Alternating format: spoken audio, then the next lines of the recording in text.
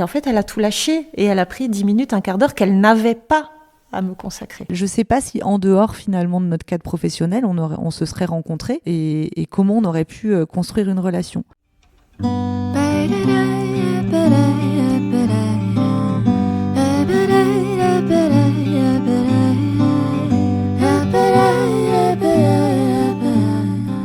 Quand j'écoute les infos ces jours-ci, j'ai l'impression que le monde dans lequel on vit ne nous donne pas beaucoup d'espoir.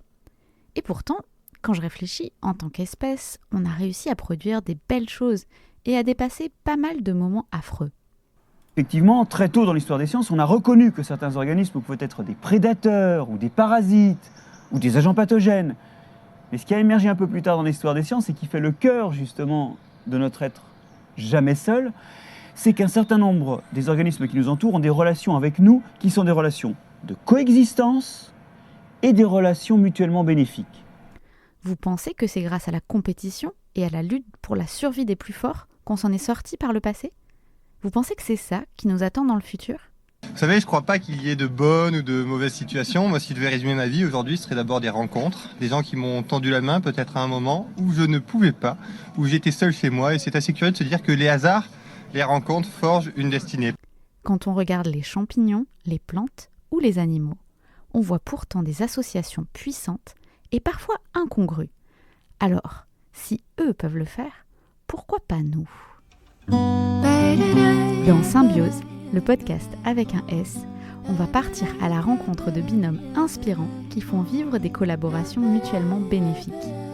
Et on va les mettre en lumière, ou plutôt en son.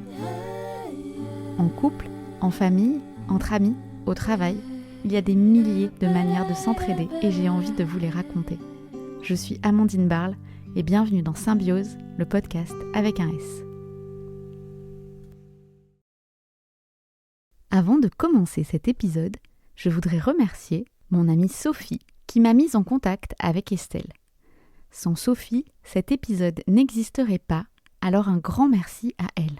Aujourd'hui, on va écouter l'histoire de Céline et Estelle, deux femmes qui se sont rencontrées au travail autour des thèmes de l'éducation et de l'inclusion au sein de l'école publique. Leur binôme est plein de résilience et d'engagement.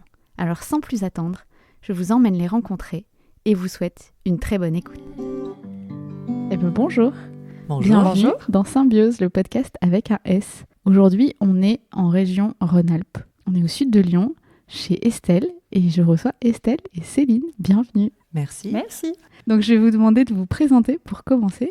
Eh ben, ça marche. Alors, donc, moi, je m'appelle Céline. Je suis enseignante et du coup, enseignante spécialisée depuis quelques années. J'ai travaillé longtemps dans des classes, de primaire. Et aujourd'hui, depuis 5 ans, j'ai plus d'élèves. Je suis plutôt sur l'accompagnement des enseignants. Du coup, le soutien et l'accompagnement des enseignants à travers la formation ou simplement l'accompagnement quotidien à leur demande. C'est sur 2 circonscriptions. Dans chaque circonscription, il y a un inspecteur ou une inspectrice. Dans le Rhône, dans chaque circonscription, il y a à peu près une 30aine d'écoles. Donc ça fait 60-70 écoles, de la maternelle au CM2. Je suis Estelle, je suis éducatrice spécialisée. J'ai travaillé dans des établissements de la protection de l'enfance et dans des établissements qui accueillent des enfants ou des adultes en situation de handicap. Et donc je travaille actuellement sur un dispositif qui accompagne les équipes de l'éducation nationale sur la question de la scolarisation de tous les enfants. Du coup, toutes les deux, vous travaillez dans l'éducation. Donc j'imagine que c'est comme ça que vous vous êtes rencontrées. Tout à fait.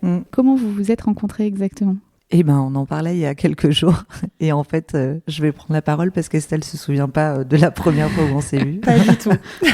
Et moi, je m'en souviens parce que du coup, c'était à la pré-rentrée ou à la rentrée du coup. Donc moi, c'était sur ma prise de poste. Estelle était déjà sur le secteur en poste depuis 6 mois. Ça fait 4 ans, un peu plus de 4 ans. Et du coup, à la rentrée de septembre, donc moi, quand je suis arrivée sur ce poste-là, avec l'équipe de circonscription où on a fait une réunion et du coup Estelle est arrivée aussi, on m'en avait parlé, on m'avait dit qu'il y avait du coup une éducatrice qui était arrivée et qui sur un poste depuis 6 mois qui était créé, donc on m'a expliqué en gros ce que c'était que ce poste et l'inspecteur m'a dit que j'allais être amenée à beaucoup travailler avec elle. Une de nos collègues conseillères pédagogiques qui était ravie de nous voir arriver parce que ça faisait finalement du monde en plus pour accompagner les collègues et les élèves et je me rappelle qu'elle m'a dit c'est génial, je suis super contente, en plus je suis sûre que vous allez super bien vous entendre, ça va être génial. Et Et du coup, je me suis dit, elle a l'air tellement emballée. Donc en fait, vous avez, si je comprends bien ce que tu as dit, vous avez pris votre poste à peu près en même temps. C'était pas des créations de postes, mais c'était des créations de postes. Les deux ? Ouais. Ok, d'accord. De création de poste, moi j'ai démarré 6 mois avant, mais moi je suis pas professionnelle de l'éducation nationale. Je suis professionnelle du médico-social, mais je travaille avec les collègues de l'éducation nationale et notamment en binôme avec Céline. Est-ce que vous pouvez donner un exemple de ce que vous faites de façon très concrète ? Tu compléteras. Alors aujourd'hui, le cadre législatif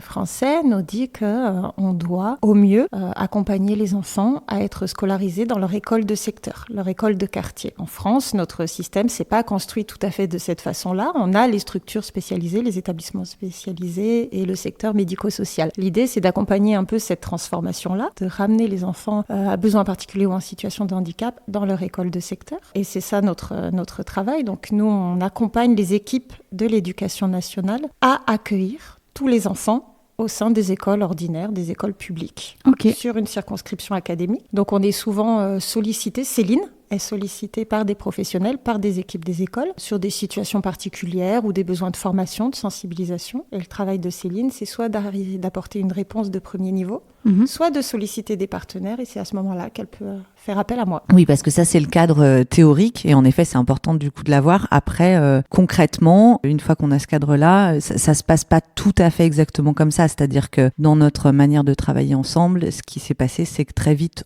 on a travaillé en binôme, et donc moi en effet je peux recevoir des sollicitations de la part d'enseignants qui sont un peu en galère dans leur classe, et en général on en échange automatiquement ensemble, et du coup on essaye, alors on a toujours un peu notre grille un peu de se dire est-ce que telle chose a été faite, comment on peut répondre, qui c'est qu'on peut solliciter, etc. Mais souvent quand même on apporte une réponse qui a été réfléchie du coup à toutes les deux ensemble, à minima. Après s'il y a des situations qui nous semble trop compliqué, ou en tout cas qui nous questionne encore trop en étant que toutes les deux, on va demander à d'autres gens, notamment à l'inspecteur ou l'inspectrice, voilà. Mais c'est vrai que très souvent on répond conjointement, et on se dit est-ce qu'on y va ensemble, ou est-ce qu'il y en a une des deux qui y va, et après on se fait un débrief, mais voilà. Ce que Céline décrit, c'est la façon dont on travaille toutes les deux, mais c'est aussi inhérent à qui est Céline. C'est que finalement, il y a une capacité ou une envie de travailler en équipe et de concertation qui est facilitée aussi parce qu'on a une vraie appétence, et que Céline a une vraie dynamique de travail d'équipe. Et Estelle aussi, de fait, puisque c'est une relation, donc... Voilà. On ne choisit pas ses collègues. Vous avez pris votre poste à peu près 6 mois d'écart au même moment. Est-ce que vous avez senti un moment où il y a eu un basculement dans votre relation, où vous vous êtes dit en fait j'aime vraiment ma collègue et j'aime bien passer du temps avec elle et on va faire une bonne collaboration, ou est-ce que ça s'est fait très très progressivement sans que vous vous en rendiez compte ? Ça s'est fait très vite, je pense. Ça remonte, mais je pense que ça a été assez rapide. Après, c'est vrai qu'on vient de secteurs professionnels quand même différents. Donc, il a fallu le temps de se rencontrer, et notamment sur la question du jargon professionnel, en fait. Ces deux secteurs qui ont des jargons professionnels. Et moi, j'ai quand même ce souvenir de premières discussions où on parlait longuement et on débattait longuement sur des sujets pour à la fin se rendre compte que finalement, on se disait la même chose, mais on n'utilisait pas les mêmes mots, les mêmes théoriciens, les mêmes acronymes pour parler des mêmes choses. Aujourd'hui, ça, c'est beaucoup plus fluide parce qu'on connaît le jargon professionnel l'une et l'autre de l'une et de l'autre. Mais j'ai vraiment ce souvenir-là de discussion où finalement, oui, mais non, mais si, mais non. Et pour autant, on se rend compte à la fin que finalement, on se disait plus ou moins la même chose. Oui, moi, j'ai pas souvenir d'un moment précis de basculement où je me serais dit quand même, c'est vraiment très chouette de travailler avec Estelle. Je me le suis dit à plein de moments, mais en tout cas, il n'y a pas... je pense qu'en effet, ça s'est fait progressivement et en effet assez rapidement. En fait, on a eu aussi la chance, en prenant ces postes, d'avoir autour de nous finalement notamment un inspecteur qui gère du coup les écoles et qui est quand même celui qui pilote et qui décide aussi des fois un peu de nos actions ou pas dans les écoles, donc qui était quand même très à l'écoute et qui nous a permis aussi de prendre le temps de nous rencontrer un petit peu. Donc c'est vrai qu'au début c'était moins speed qu'aujourd'hui, et on a eu des temps de discussion, d'échange, et très vite je pense qu'on a vu et l'une et l'autre qu'on partageait quand même des valeurs, et que oui, après par contre dans les manières de les mettre en œuvre, dans nos habitudes professionnelles, dans nos identités professionnelles, ça passait pas par les mêmes choses, mais qu'on avait envie d'en discuter, d'en échanger et de comprendre. Enfin pour le coup, je crois qu'il y avait aussi une très grande écoute de l'une et de l'autre qui était à la fois liée à nos valeurs et à notre identité professionnelle, mais je pense aussi en vrai à ce qu'on est personnellement.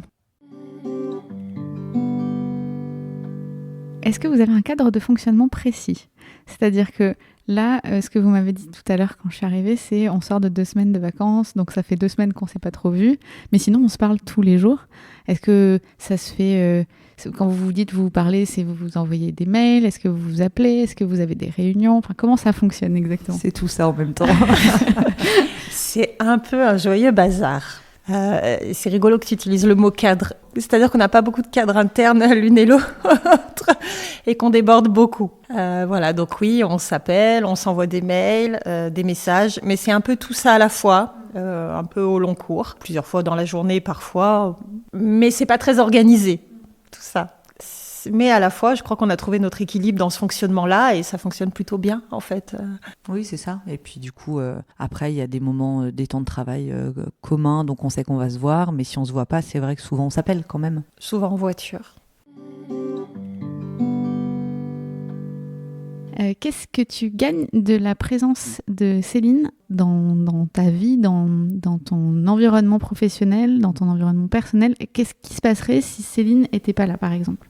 Alors, on ne fait pas le même métier, hein, donc on est vraiment, je pense, complémentaires par rapport aux missions qu'on doit accomplir au quotidien. C'est-à-dire que j'apprends beaucoup au contact de Céline et ça me nourrit à la fois professionnellement et à la fois personnellement. Elle est enseignante spé, c'est pas un métier que je connais, avec des connaissances que je n'avais pas, que j'acquiers au contact de Céline au quotidien. Donc ça, c'est personnel et professionnel. Disons qu'il y a des choses qui seraient pas possibles sans Céline, en fait. Parce que finalement, on peut avancer dans ce qu'on doit réaliser au quotidien parce qu'on conjugue nos compétences, en fait. On travaille ensemble depuis longtemps, donc on a un peu épongé ce que connaissaient l'une et l'autre, et notamment Céline, qui est un vrai caméléon. Mais pour autant, on n'est pas interchangeables. On a vraiment 2 identités différentes, 2 métiers différents, 2 champs de compétences différents. Et je pense que même si on a appris plein de choses l'une de l'autre, on garde aussi bien chacune notre place et notre complémentarité. Et ça, c'est important pour garder notre équilibre et pas finalement, on pourrait presque à un moment donné être en rivalité et dire ce que pourrait dire l'autre, mais on garde bien chacune notre place. Même si très souvent dans des espaces de travail, je pense que je pourrais dire ou anticiper ce que Céline va dire. Et finalement, je crois qu'on est devenus assez transparentes l'une pour l'autre et on sait souvent ce que pense l'autre. Et je vais te poser la même question du coup. Qu'est-ce que Estelle t'apporte ? Qu'est-ce qui se passerait pas si elle n'était pas là du coup ? Alors, moi, je partage déjà la première chose, c'est-à-dire l'échange de compétences. Ça, c'est sûr. C'est-à-dire que moi, j'ai appris plein de choses en travaillant avec Estelle depuis 4 ans. Et du coup, c'est très enrichissant au quotidien. Et puis après, il y a vraiment cette histoire du regard croisé. C'est-à-dire que du coup, à la fois, il y a les compétences qui sont propres, j'allais dire, au travail d'éducatrice spécialisée que fait Estelle et que moi, je ne suis pas. Et donc, il y a des choses qu'elle m'a apprises, ce qui ne fait pas de moi aujourd'hui une éduque. Mais là où Estelle disait des fois, on fait en sorte de rester chacune quand même dans son identité, je serais pas aussi tranchée. Moi, j'ai l'impression que des fois, je vais dire des choses qu'Estelle pourrait dire ou aurait dit il y a 4 ans et aujourd'hui, c'est moi qui vais les dire. Et pour autant, j'ai pas du tout l'impression, en effet, que ça crée une rivalité ou qu'il y ait le fait de pas être à sa place. C'est-à-dire qu'à chaque fois, on peut toujours quand même pouvoir dire des choses tout en disant, voilà, je dis ça parce que moi, c'est ce qu'on m'a expliqué, etc. Pour autant, je ne suis pas éduque. Donc, remettre le garde-fou, j'allais dire, c'est-à-dire qu'on a quand même toujours en tête de ne pas se prendre pour autre chose que ce qu'on est au niveau professionnel. Et ça, je pense que et l'une et l'autre, on est très clair là-dessus et qu'on peut aussi être en mesure de se le dire si à un moment donné on a des doutes ou du coup la transparence dont Estelle parlait, en effet je pense que c'est important et puis la confiance qu'on a de l'une avec l'autre qui fait que on peut s'autoriser à se dire les choses parce qu'on sait qu'il n'y a pas de jugement en fait et que du coup on peut aussi faire des boulettes, des erreurs et c'est pas grave. On s'interroge aussi souvent sur notre légitimité, c'est-à-dire qu'on vient accompagner des professionnels et à un moment donné, pour que les professionnels acceptent d'être accompagnés, il faut qu'ils nous reconnaissent aussi dans nos compétences et dans notre légitimité. Donc parfois on a cette réflexion de dire finalement cette équipe-là ou pour cet élève-là, cet enfant-là, il y a ce besoin-là, il y a notre champ de compétences, qui est celle qui peut-être pourra répondre de la manière la plus ajustée. Est-ce que c'est nous deux ? Est-ce que c'est l'une ? Est-ce que c'est l'autre ? L'une après l'autre. En fait, on a tous les formats de possibilités et ça, c'est assez fluide. C'est même presque aujourd'hui un peu des évidences, finalement, j'ai envie de dire. Mais il y a aussi cette question de finalement, qui semblera la plus légitime pour que les professionnels acceptent finalement qu'on soit là et qu'on les accompagne. Et ça, c'est très important pour le coup. Vous savez quelles sont, entre guillemets, les forces vis-à-vis de l'extérieur que chacune représente. Vous sortez votre meilleur outil, en gros, pour qu'en face, la situation soit la meilleure possible. C'est comme ça que je l'entends, c'est En ça ? tout cas, on a à cœur de le re-questionner, de se re-questionner à chaque fois. Et ça nous permet aussi de à chaque fois re-questionner notre positionnement professionnel. Et ça, c'est important. D'être en tout cas les plus ajustés possibles pour répondre au mieux finalement aux besoins des personnes qu'on va accompagner. Après, en plus, ce qui est chouette, c'est qu'on est quand même assez différentes. Tu peux creuser sur ça ? Sur c'est quoi vos différences ? Parce que moi, je vous connais pas. Vous êtes des personnes douces et enveloppantes. Je dirais que la plus douce, c'est quand même Estelle. Ça dépend des jours. C'est vrai que ça dépend des jours. Moi, je suis beaucoup plus bavarde. Je pense que je peux prendre beaucoup plus vite, beaucoup de place. Voilà. Et du coup, donc avec tout ce que ça peut avoir de problématique, c'est peut-être pas le bon mot, mais en tout cas, je sais qu'il faut que je fasse attention des fois à pas prendre trop de place. En tout cas, oui, moi, je pense qu'il y a des choses sur lesquelles je peux très vite être à l'aise, là où Estelle peut-être le sera moins. Et donc, du coup, moi, je pense que Estelle, elle me permet des fois de ralentir un peu et puis comme je disais tout à l'heure, en tout cas de se re-questionner avec toute la douceur qu'elle a et toute l'humilité qu'elle a. Je dis pas que je suis pas humble, en tout cas, j'essaye de l'être et voilà, mais je trouve que Estelle, elle a un degré plus d'humilité qui fait que voilà, il y a plein de moments finalement, je me dis ah oui, ok, peut-être là il faut que je m'arrête un peu, que je laisse un peu plus la place. Et voilà, et des fois, je pense qu'à l'inverse, je sais pas, Estelle dira, mais peut-être que cette question de la légitimité qui en effet est hyper importante, mais du coup pour Estelle elle est fondamentale. Moi je vais peut-être plus pousser Estelle à lui dire qu'en fait oui c'est bon, elle peut arrêter de se questionner, elle est légitime quoi. Tu te sens poussée toi par Céline sur cette question-là ? Oui, je rejoins complètement ce que dit Céline, c'est-à-dire que après c'est particulier parce que moi je suis pas dans l'éducation nationale, c'est pas mon employeur, mais que parfois même dans des réunions ou des lieux où on est amené à intervenir, j'ai envie de prendre la parole. Il se trouve qu'on est très poreuse, c'est-à-dire qu'on sait quand l'autre veut parler assez facilement, on est très transparente, on est un peu livre ouvert l'une pour l'autre, et que souvent je regarde Céline et Céline me fait un petit signe, l'air de dire mais vas-y si t'as quelque chose à dire, mais j'ai presque besoin. Oui, c'est pas une autorisation, c'est presque de la réassurance, soutien, mais parce qu'on est un binôme et Mmh. que finalement, et je pense qu'elle pourrait presque malgré tout anticiper ce que je vais dire et le dire, en effet, mais je me retrouve bien là-dedans. Oui, c'est vraiment ça, c'est vrai que je pense qu'en effet, t'attends pas du tout un truc d'autorisation, mais plus cette question en effet de la légitimité, en fait, est-ce que, et de dire, en fait, ta parole vaut la parole de n'importe qui, oui, vas-y, même, enfin voilà. J'imagine, vu le sujet dans lequel vous travaillez, que vous avez traversé des moments plus difficiles. Est-ce qu'il y a eu des moments ou des exemples dont vous aimeriez parler où le fait d'avoir été deux a fait la différence ? Il y en a plein en fait. Oui. J'ai l'impression. Alors des situations concrètes En tout cas, des situations. Il y en a eu plusieurs qui pouvaient ne pas être fondées sur les mêmes... Enfin, pas forcément les mêmes, mais en tout cas qui nous ont fait traverser et vivre un peu les mêmes choses, c'est-à-dire des situations d'accompagnement, notamment d'élèves, des situations très compliquées et qui nous paraissaient totalement inextricables, pour lesquelles on se sentait totalement démunis et impuissante à notre niveau, où on avait l'impression que les choses se jouaient à des niveaux bien autres et avec tellement de paramètres enchevêtrés, je ne sais pas si c'est le bon mot, mais en tout cas où on se disait qu'il fallait essayer de remuer ciel et terre un peu pour alerter sur des situations désastreuses d'enfants et où on s'en démunit. Et là, par exemple, typiquement, il y a des jours où l'une ou l'autre peut arriver en colère ou complètement triste ou complètement démunie, ce qu'on appelle finalement un peu entre nous les journées où on est du côté de la mort et puis des journées où on est du côté de la vie, pour le dire vraiment. Okay. Mais il y a vraiment des moments où on est, où c'est dur parce que pour le coup, on accompagne quand même souvent des situations vraiment complexes. Et je crois pas qu'on se positionne en tant que sauveuse, parce que du coup, on a tout à fait conscience des limites de notre métier. Je crois que, et puis pareil, le fait de bosser ensemble, on se le redit. Je veux dire, on n'a pas de pouvoir, ça c'est une évidence. Et pour le coup, ça veut dire quoi ? Excuse-moi, je te coupe, mais c'est tellement fort comme mot de dire on n'a pas de pouvoir.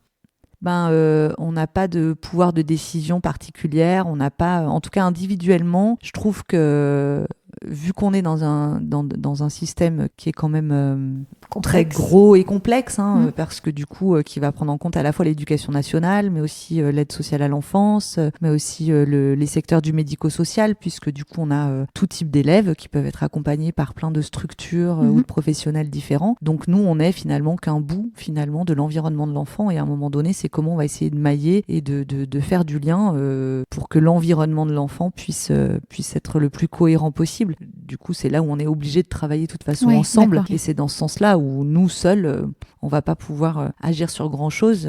On parle de notre binôme depuis le départ et parce qu'au centre de ça, il y a cette histoire de coopération, mais on peut l'élargir, c'est-à-dire que C'est pour une le équipe, coup, ouais. c'est vraiment une équipe et que ce qui fait la force finalement nous, de notre travail, c'est vraiment le collectif. C'est ce qu'on porte finalement au quotidien. C'est-à-dire que c'est pas parce que nous ou une de nous arrive sur le terrain dans une situation complexe qu'on va avoir plus de choses à en dire ou à en faire ou parce qu'on serait plus. C'est parce qu'en fait, on vient rajouter finalement des forces vives à une situation où il y a déjà un collectif et on essaye de porter un peu plus collectivement ces situations.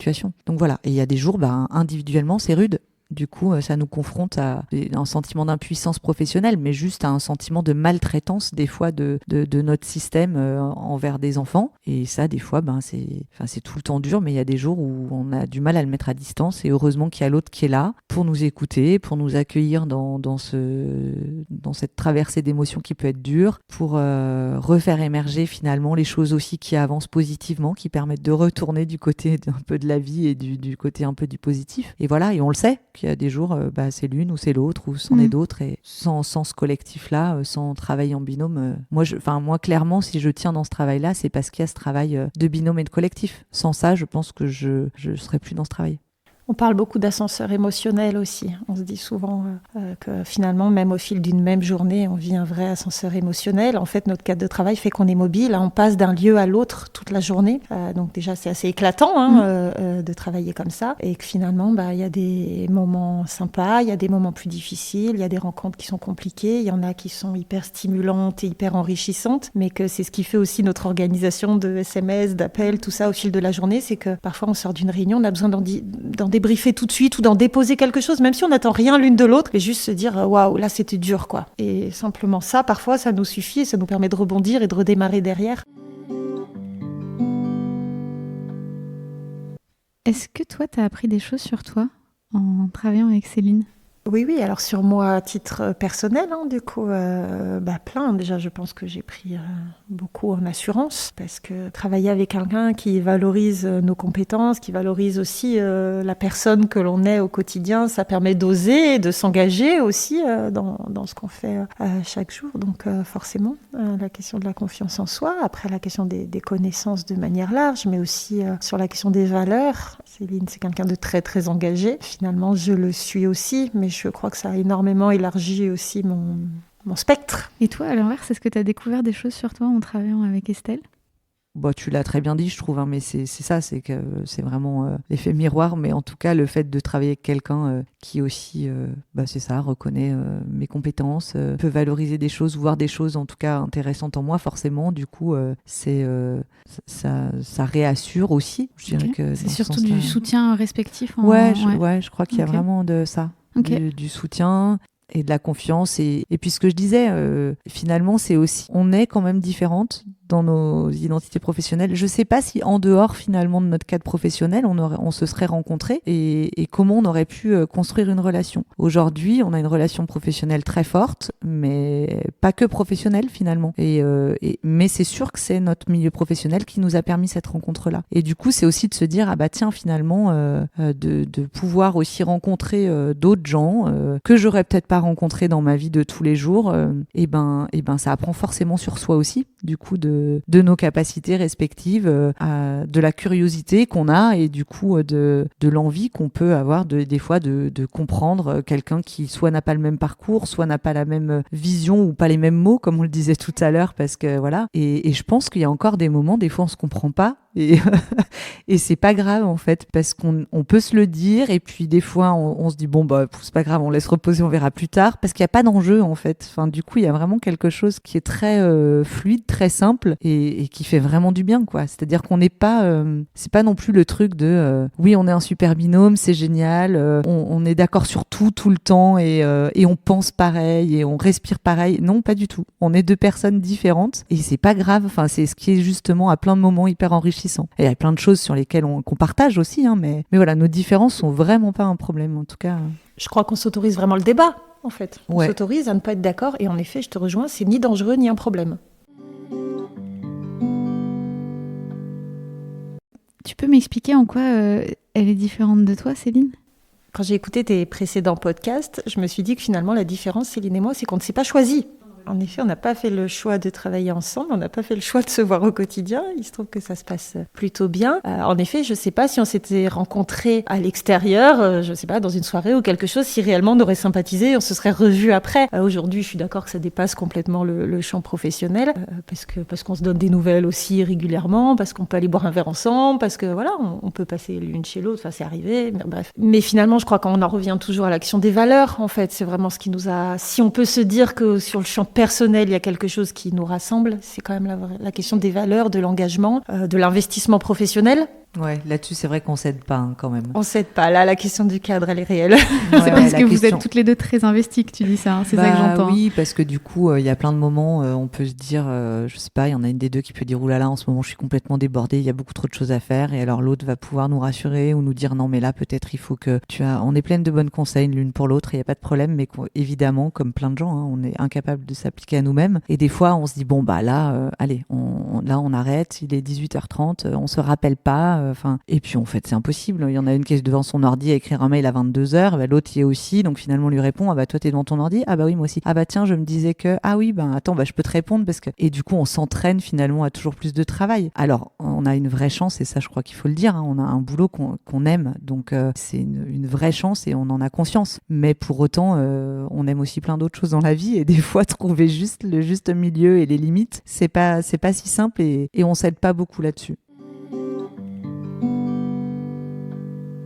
Et vous avez déjà eu des moments où vous êtes, tu disais, on s'interdit pas le débat. Est-ce qu'il y a déjà eu des moments où vous êtes plutôt rentré en conflit plutôt qu'en débat? Parce que le débat, ça reste sain pour moi en échange. C'est on écoute l'autre, on réfléchit, on essaie de trouver une issue entre guillemets à tout ça. Est-ce qu'il y a déjà eu du conflit entre vous?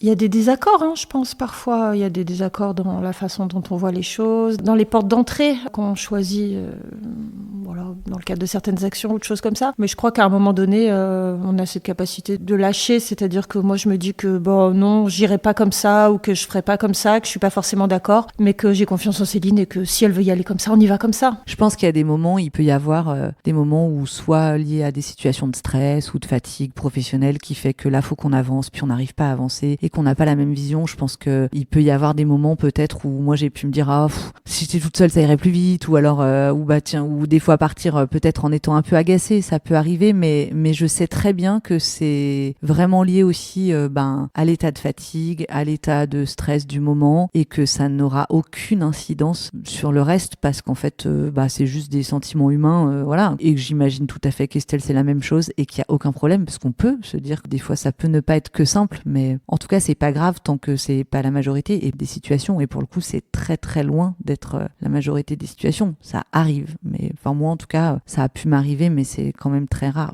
c'est quand même assez rare donc Oui, et puis je crois qu'après on lâche très vite, c'est-à-dire que par contre j'ai pas en tête d'être rentrée chez moi en me disant oh là là non mais travailler avec Céline c'est dur, ou voilà, je pense qu'on passe très vite à autre chose, c'est un instant T, on bosse là-dessus. Pour le coup, si on switch sur autre chose derrière, je pense qu'on passe assez vite à autre chose, mais en effet travailler en équipe parfois c'est lourd, et en effet parfois on se dit qu'on ferait bien les choses à notre façon tout seul, on irait beaucoup plus vite, mais en fait notre travail il peut pas marcher comme ça, c'est pas possible. Seul on n'avancera pas, donc on lâche, ça nous permet de continuer. Ouais, je pense qu'il y a vraiment de ça. C'est le fait que quand même on a la capacité de pouvoir lâcher en fait. Je veux dire, on n'a pas des caractères, je pense, trop durs, ni l'une ni l'autre. Et je pense que ça aide en fait aussi, qu'on a quand même une vraie attention à l'une et l'autre, peut-être des fois de manière différente. Et puis on disait qu'il y a quand même des journées qui sont dures, et ce que disait Céline tout à l'heure, il faut le redire, c'est que là on parle de Céline et moi, mais on n'est pas que toutes les deux, on est une petite partie d'un tout, on a plein de gens autour de nous et avec qui on se retrouve finalement aussi très bien dans cette question de l'engagement et des valeurs, et que finalement dans ces journées difficiles on a aussi besoin en fait de l'autre. Est-ce que tu pourrais dire, je vais commencer par toi, est-ce que tu pourrais dire la plus grande qualité d'Estelle selon toi? Alors des fois il y a des gens qui sont désarçonnés par cette question parce qu'ils disent mais moi j'en vois plein de qualités, etc. Tu as le droit d'en dire plusieurs. Je crois que je l'ai déjà un peu dit, mais pour moi l'humilité serait vraiment la première qualité d'Estelle, et sa générosité aussi. Très franchement, pour le coup j'ai rarement rencontré des gens aussi humbles et généreux.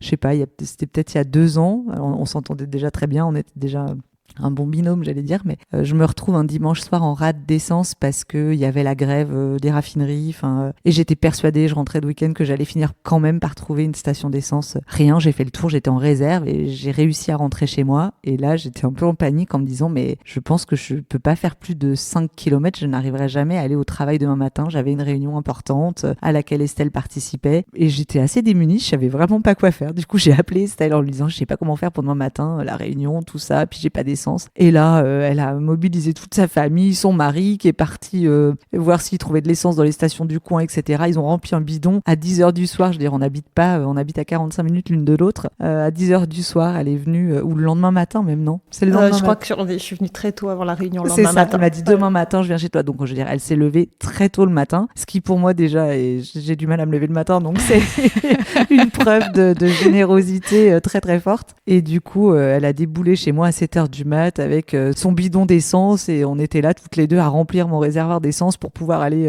à notre réunion. Et je me suis dit, mais quel collègue aurait fait ça pour moi? Enfin, c'était incroyable. Et je veux dire, je lui avais pas demandé, d'ailleurs, je n'aurais pas osé lui demander, mais elle me l'a proposé, c'était une évidence et puis c'était presque pas discutable, quoi. C'était, et ça, moi, ça me scotche et elle m'a sauvé ma journée, quoi. Et voilà. Et je me suis dit, elle est incroyable. Mais voilà, c'est un exemple, mais je sais en fait que je pourrais compter sur Estelle, parce qu'elle est tout le temps présente. Je vais te retourner la question, du coup, selon toi, c'est quoi la plus grande qualité ou les plus grandes qualités de Céline? Spontanément, la première qui me vient, ce serait l'écoute. On a des journées chargées, très très chargées. Céline notamment, avec ce côté mobile où on passe d'un endroit à l'autre. Mais il n'empêche que si Céline voit que j'ai un coup de mou dans cette idée d'ascenseur émotionnel, elle lève les yeux de son ordinateur, elle pousse les mains de son clavier et elle me dit « t'as l'air fatiguée ». En tout cas, elle est en capacité de dire « en fait, là, j'ai plein de choses à faire, mais s'il y a besoin de 10 minutes, je prends 10 minutes et j'écoute, en fait ». Et récemment, tu l'as fait, je ne sais pas si tu t'en es rendu compte, mais on travaillait et puis il y a un speed, un stress, c'était très stressé en plus. Et il y a un moment où Céline avait les yeux, elle m'a dit « mais ça a l'air dur, là, ça va ?» Et en fait, elle a tout lâché et elle a pris 10 minutes, un quart d'heure qu'elle n'avait pas à me consacrer. C'est agréable de travailler au quotidien et ça nourrit énormément. Est-ce qu'il y a des choses que vous vouliez raconter qu'on n'a pas racontées?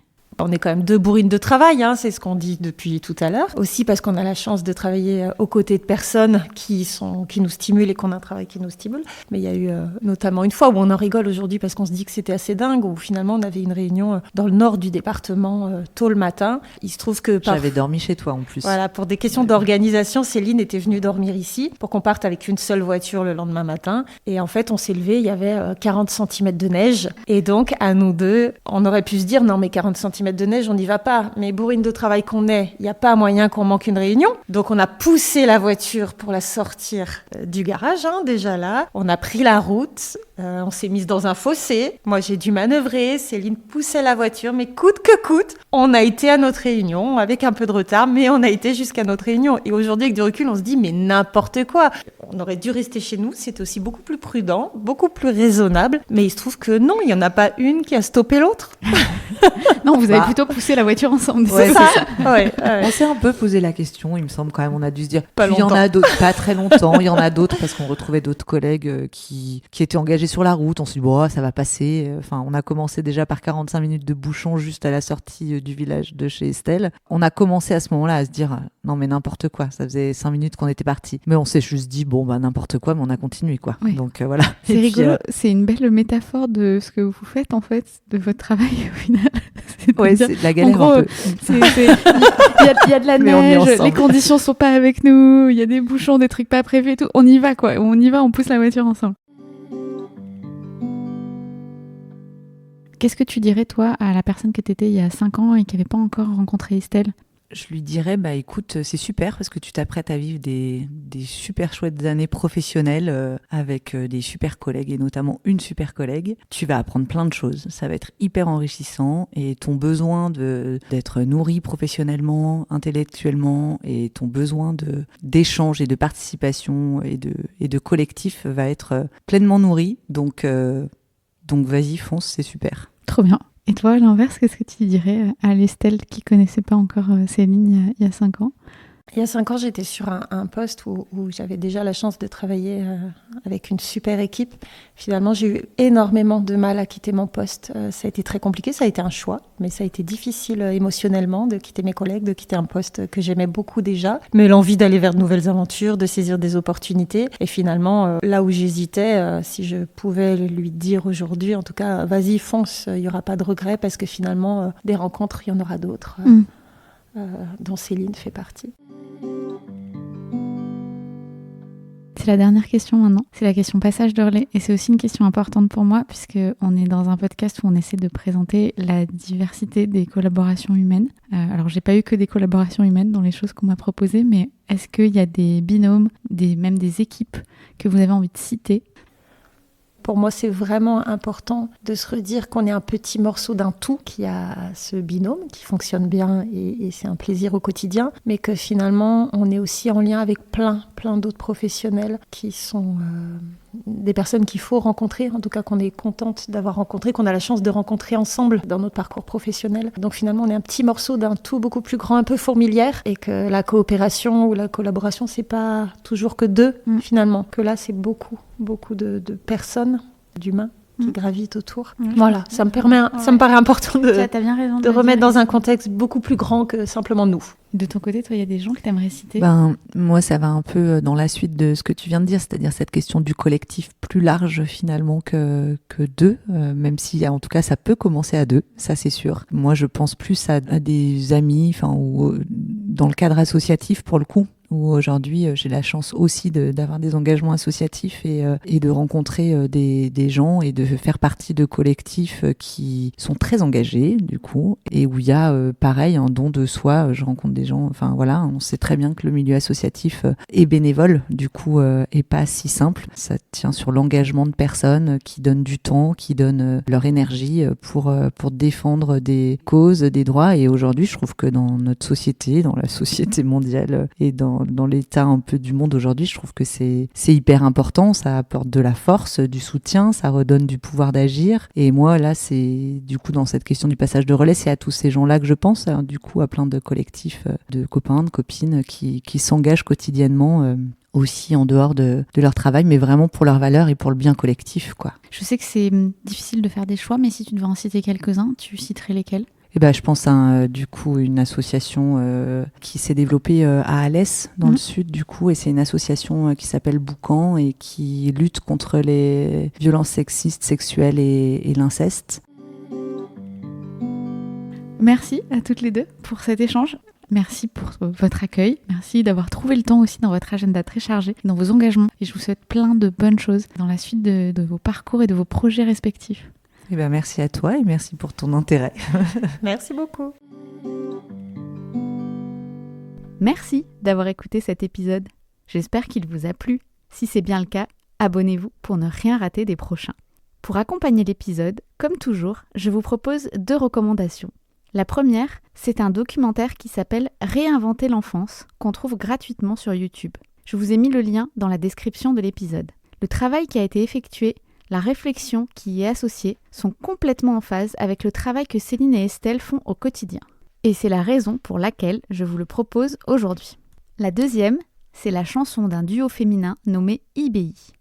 Ces 2 jumelles sont un peu comme Estelle et Céline, complémentaires et différentes à la fois. Dans le 2e album d'IBI, la chanson « No man is big enough for my arms » sonne comme un mantra et résonne encore avec le récit de l'épisode d'aujourd'hui. Symbiose est un podcast autoproduit et gratuit. Si le projet vous plaît, abonnez-vous et surtout partagez-le pour me permettre d'atteindre mon objectif, 1000 abonnés d'ici la fin de l'année 2025.